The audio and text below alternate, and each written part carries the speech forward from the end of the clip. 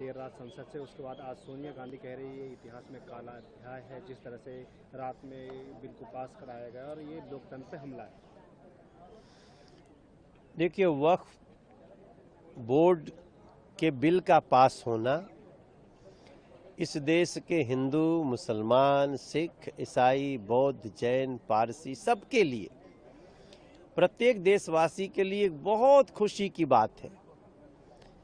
अगर आप किरण रिजिजू जी के घर पे कैमरा लेके खड़े हो जाइए तो आपको दिखेगा कि देश के प्रत्येक संप्रदाय के लोग किस प्रकार से उनको धन्यवाद करने आ रहे हैं, मोदी सरकार का धन्यवाद कर रहे हैं। क्रिश्चियन कम्युनिटी आज इतनी खुश है। इस देश में कौन चाहेगा कि उसके घर, मकान, संपत्ति को अचानक एक संस्था कह दे कि ये हमारी है, तुम्हारे 500 साल पहले बाप दादा ने इसको दान कर दिया था, परदादाओं ने। ये तो स्वीकार्य नहीं हो सकता। और वही वक्फ बिल ने किया है। भ्रम फैलाने की बात अलग है। कल हमारे देश के गृह मंत्री जी ने स्वयं कहा कि सदन के फ्लोर को कुछ लोग भ्रम फैलाने के लिए उपयोग कर रहे हैं। उन सारे भ्रम का, वो कहते हैं ना कि उसका छुचिया खोल दिया गृह मंत्री जी ने, सबकी हवा निकल गई। सिंपल सी बात इस देश को समझ में आ गया कि जो वक्फ और वक्फ बोर्ड दोनों अलग है।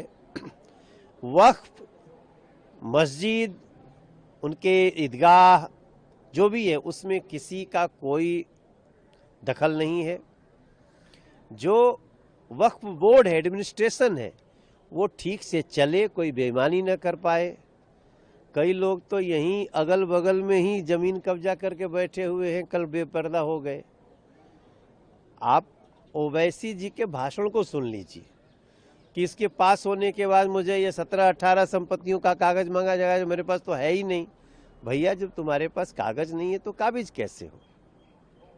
ये देश डॉक्यूमेंट से चलता है, ये देश प्रूफ से चलता है और ये देश संविधान से चलेगा। बाबा साहब भीमराव अम्बेडकर का संविधान सबके लिए समान है।